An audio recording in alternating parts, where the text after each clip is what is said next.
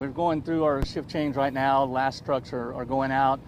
Got about 25 plow trucks out plowing right now because of the depth of the snow.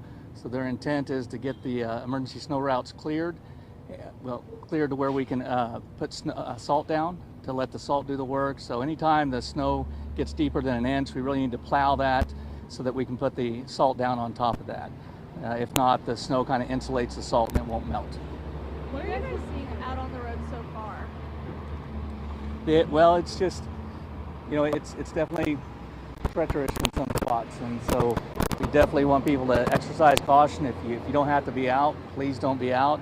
If we understand that some people do have to be out, and if you do, just give yourself lots of time, slow down, exercise caution. Please give our trucks lots of room to work with.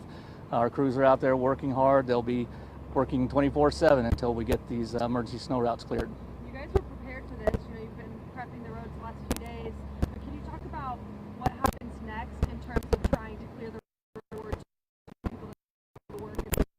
Right, that's what is plowed now, so we can get that ice salt down, so that it lowers the let me start that over. That's why it's important that we're plowing now to try to get the accumulation down so we can drop the salt so that it limits the ability for refreeze. It's in spots, but we want to try to mitigate that as much as possible.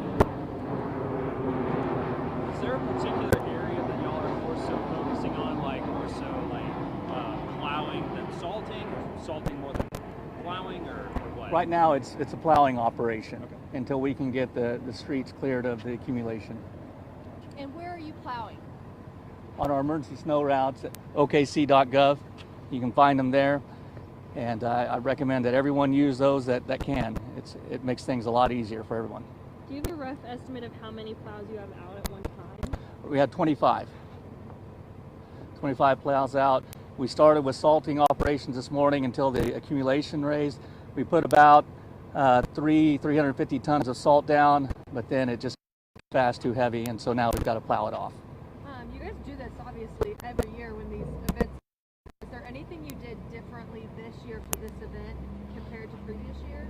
Well, we tried to get a jump start. That's why on Tuesday and all of Wednesday, we were pre-treating not only the bridge and overpass routes, but also the emergency snow routes to try to put a layer of brine and beet juice down on the roads to try to help to keep the snow and ice from sticking to the roads as much. What is the difference in treatment just a city road is like a bridge or a highway? But the bridges and overpasses are going to freeze quicker, so we definitely always try to pre-treat those, but we've also tried to pre-treat the regular snow routes here recently as well. This is the second time we've done it. We did it once last year and it worked really well for us.